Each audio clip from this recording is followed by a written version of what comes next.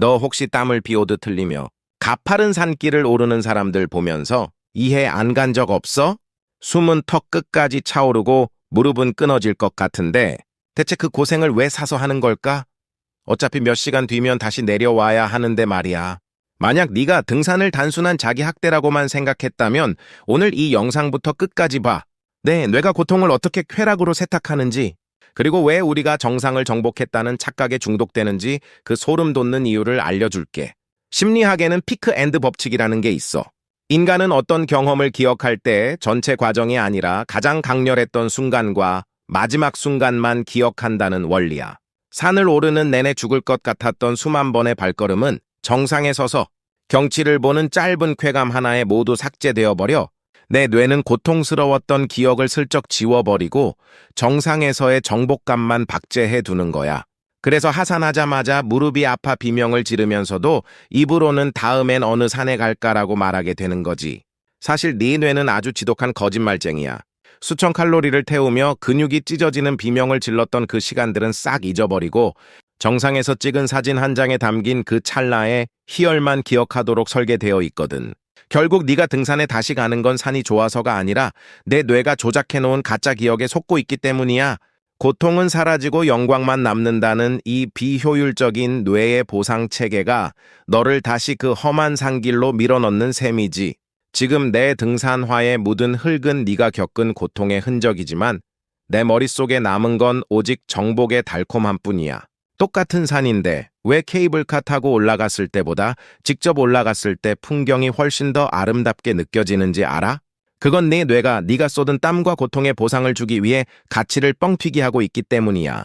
심리학에서는 이걸 이케아 효과라고 불러. 사람들은 자기가 직접 노력과 시간을 들인 결과물에 비정상적일 정도로 큰 애착을 느끼거든.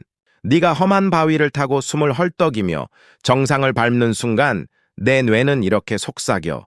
이렇게 힘들게 올라왔는데 풍경이 이 정도는 돼야지. 실제 산의 경치가 객관적으로 얼마나 예쁜지는 중요하지 않아.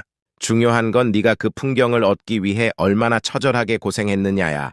내 뇌는 내 고생이 헛수고가 아니었다는 걸 증명하기 위해 눈앞의 풍경에 아주 진한 감동 필터를 씌워버리는 셈이지. 결국 네가 감동한 건 산의 절경이 아니라 그 풍경을 보기 위해 포기하지 않은 내 자신이야.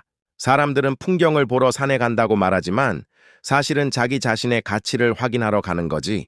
네가 정성 들여 조립한 가구가 세상에서 제일 예뻐 보이는 것처럼 내 발로 직접 밟은 산 정상이 세상에서 가장 찬란해 보이는 건 당연한 결과야.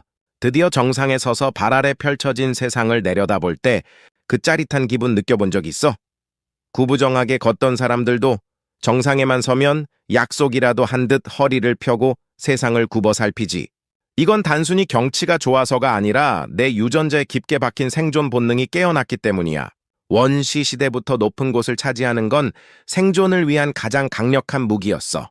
적이 어디서 오는지 한눈에 파악할 수 있고 아래에 있는 존재들보다 압도적인 우월함을 가질 수 있었거든.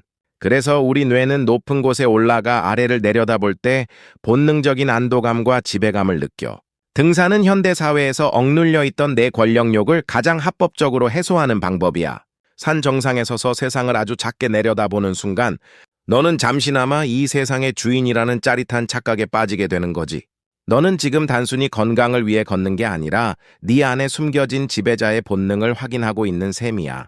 결국 우리가 등산에 미치는 건 산이 거기 있어서가 아니라 내 뇌가 만든 가짜 성취감에 낚였기 때문이야. 남들이 만들어 놓은 길을 따라가기보다 네 인생의 정상을 직접 밟아보고 싶다면 지금 바로 구독과 좋아요 눌러줘. 너는 요즘 어떤 고통을 기꺼이 감수하며 너만의 정상을 향해 가고 있어? 댓글로 내 이야기를 들려줘. 나는 다음에도 네 인생의 시야를 넓혀줄 날카로운 심리학 통찰로 돌아올게.